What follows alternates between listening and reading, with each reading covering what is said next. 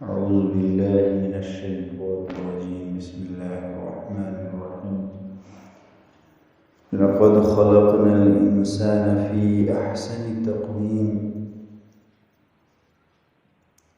ثم رددناه أسفل سافلين إلا الذين آمنوا وعملوا الصالحات فلهم أجر غير ممنون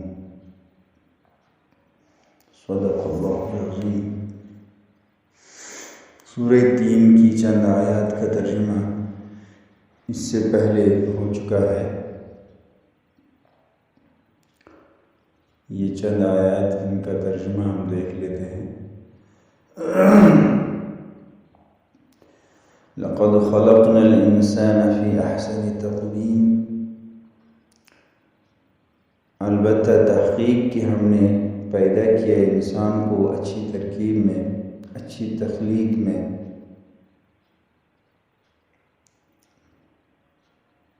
اس آیت میں انسان کی تخلیق کے بارے میں کہا گیا ہے کہ ہم نے انسان کو احسن بنایا، تمام مخلوقات کے مقابلے میں ہم نے انسان کو بہترین ڈھانچے میں پیدا فرمایا۔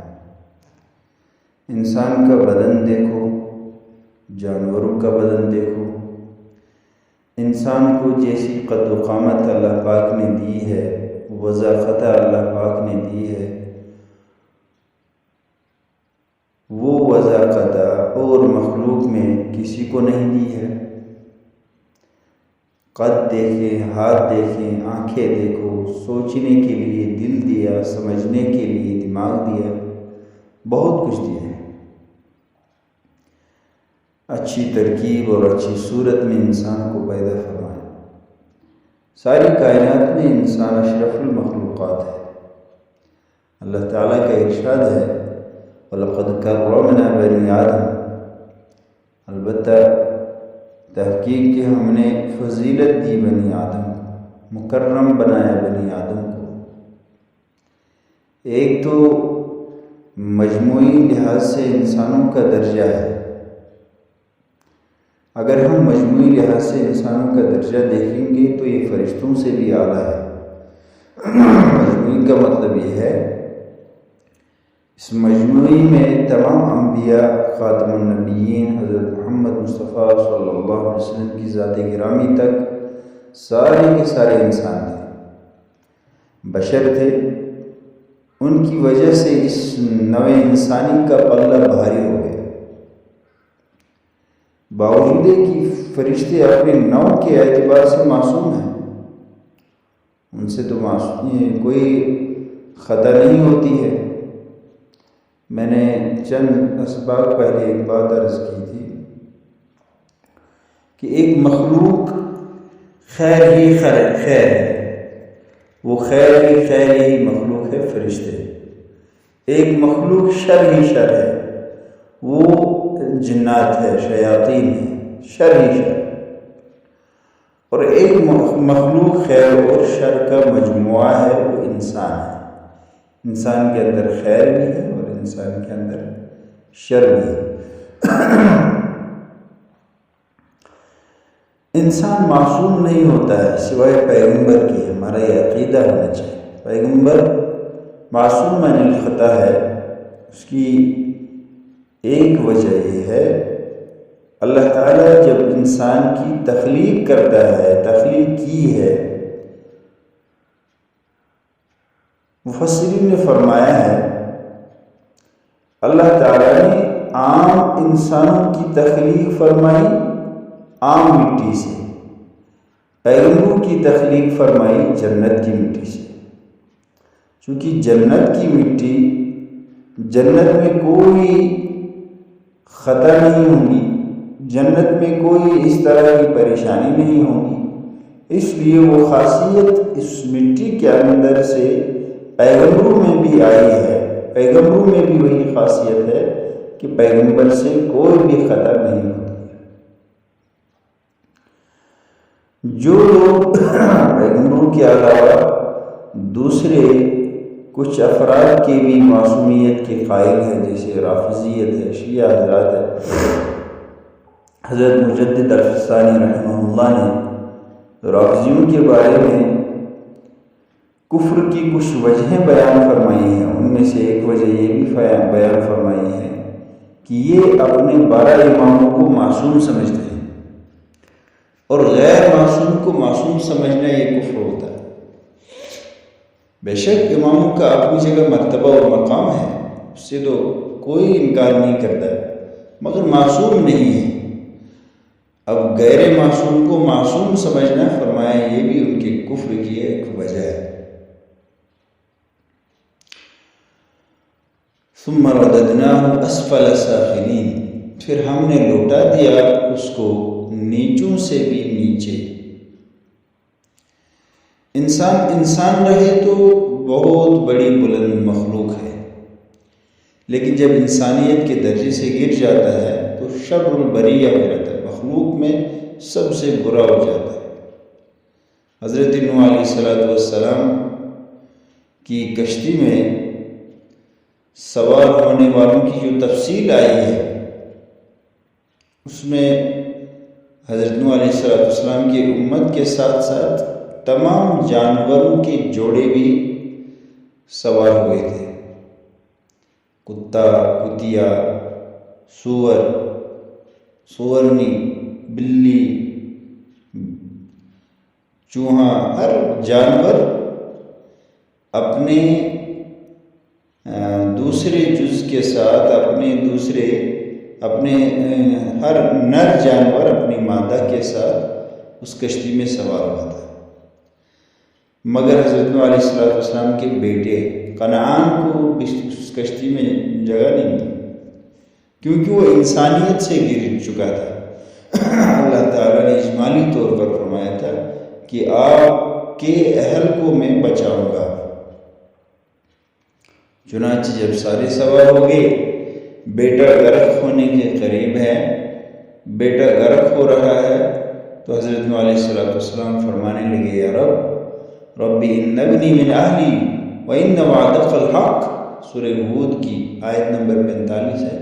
اے میرے رب، میرا بیٹا میرے اہل میں سے ہے اور آپ کا وعدہ بھی برحق ہے۔ بے شک اللہ تعالیٰ نے فرمایا تھا انہ لیس من اہلک، اے نوح یہ بیٹا آپ کے اہل میں سے نہیں ہے۔ کیوں؟ انہ عمل غیر صالح، اس کے کام اچھے نہیں ہیں، اس کے اعمال اچھے نہیں ہیں۔ آپ کے اہل میں وہی ہیں جن کے اعمال صحیح ہیں۔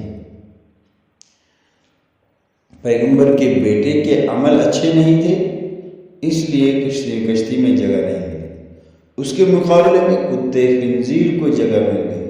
اسی کو فرمایا ہے انسان اگر انسان ہو تو بہت بلند ہے، اور اگر انسانیت سے گر جائے تو اس کی قدر و قیمت نہیں ہے۔ انہی انسانوں میں سے کچھ لوگ منافق ہیں جو جہنم کے سب سے نچلے درجے میں ہوں گے۔ ان المنافقین فی الدرک الاسفل من النار، سورہ النساء میں ہے، بے شک منافق لوگ دوزخ کے سب سے نچلے طبقے میں ہوں گے۔ بہرحال یہ آیت ہے۔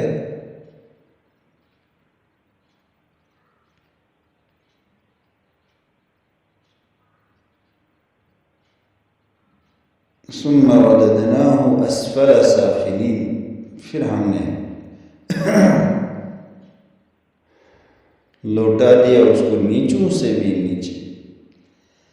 الا الذین آمنوا، مگر وہ لوگ جو ایمان لائے، وعملوا الصالحات، اور اعمال صالحہ کیے، اچھے اعمال کیے، ان کے درجے بہت بلند ہوں گے۔ فلہم اجر غیر ممنون، بس ان کے لیے ایسا اجر ہوگا جو ختم ہونے والا نہیں ہوگا۔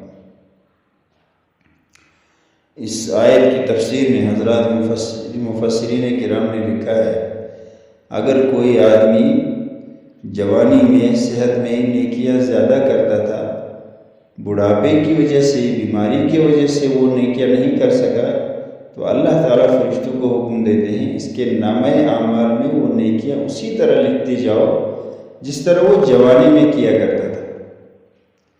مثال کے طور پر جوانی میں وہ مسجد آتا تھا، بڑھاپے اور بیماری کی وجہ سے نہیں آ سکا، تو اس کے آنے کی وجہ، اس کے آنے جانے کے وجہ سے اس کی جو ہے نیکیاں برابر جاری رہتی تھی۔ اب بھی اسی طرح وہ نیکیاں جاری رہیں گی، اگرچہ وہ نہیں آ رہا ہے، مگر وجہ بیماری ہو، وجہ کمزوری ہو، وجہ یہ چیزیں ہوں، اور وہ گھر میں ان اعمال کو کرنے کی کوشش کرتا ہو، یا اگر نہ بھی کرتا ہو لیکن دل میں اس کی تڑپ ہو کہ ربا آپ نے طاقت دی تھی، میں مسجد جاتا تھا، میں یہ کرتا تھا، میں وہ کرتا تھا، اب بیماری کی وجہ سے نہیں ہو سکتا ہے، تو اس کو گھر بیٹھے بیٹھے بستر پہ سوئے اللہ پاک وہ اعمال اس کے جو ہے اعمال نامے میں لکھ دیے جاتے ہیں۔ اس کو آپ اس طرح سمجھے کہ ایک پکا ملازم ہوتا ہے اور ایک کچا ملازم ہوتا ہے۔ یہ مثال تفسیر میں لکھی ہے، ایک کچا ملازم ہوتا ہے اور ایک پکا ملازم ہوتا ہے۔ کچا ملازم داڑھی دار ہوتا ہے، صبح سے شام تک آپ کو اتنا آئے گا، تو ظاہر سی بات ہے داڑھی دار کے لیے مسئلہ یہ ہے کہ وہ آئے گا تو اس کو داڑھی ملے گی، نہیں آئے گا تو نہیں ملے گی۔ چھٹی کرے گا تو اس کی ان چھٹی کے دنوں کی تنخواہ بھی نہیں ملے گی، مگر جو پکا ملازم ہوتا ہے اس کو چھٹی کی بھی تنخواہ ملتی ہے، ریٹائر ہونے کے بعد پینشن کی بھی احتمالات ہے، پہلے تو ملا کرتا تھا، اب تو شاید اس کا بھی کچھ کر دیا ہے۔ تو کوشش کرو کہ ہم رب تعالیٰ کے پکے ملازم بن جائیں، کچے ملازم نہیں، پکے ملازم بن جائیں، اور جو پکے ملازم ہوتے ہیں ان کو بڑھاپے اور بیماری میں بھی پورا اجر و ثواب ملتا ہے۔ ان اعمال کا جو جوانی اور صحت میں کیا کرتے تھے، ان اعمال کا پورا کا پورا اجر اس کو مل جاتا ہے، اسی طرح جس طرح یہ پکا ملازم ہے، اس کو چھٹی کے دنوں میں بھی، بیماری کے دنوں میں بھی، ریٹائر ہونے کے بعد بھی پینشن کی کچھ نہ کچھ رقم چلتی ہے، یا انعامی طور پر ریٹائر ہوتے وقت اس کو جو ہے کچھ زیادتی کے ساتھ دکھا جاتا ہے۔ بس ایسا ہی بنے کہ پکا ملازم ہم ہو اللہ تعالیٰ کی، ہم جب اٹھ پاتے تھے تو اس وقت اٹھتے تھے، جس وقت نماز پڑھ پاتے تھے اس وقت نماز پڑھتے تھے۔ اب اگر عمر کے لحاظ سے کمزوری آئی ہے، بیماری کی وجہ سے کمزوری آئی ہے، اللہ پاک اس انسان کو اس کے نام اعمال میں یہ ساری کی ساری چیزیں لکھ دیتے ہیں۔ اللہ اس پر قادر ہے، ان اللہ علی کل شیء قدیر۔ اللہ پاک ہمیں سمجھنے کی توفیق عنایت فرمائے۔ وآخر دعوانا الحمد للہ۔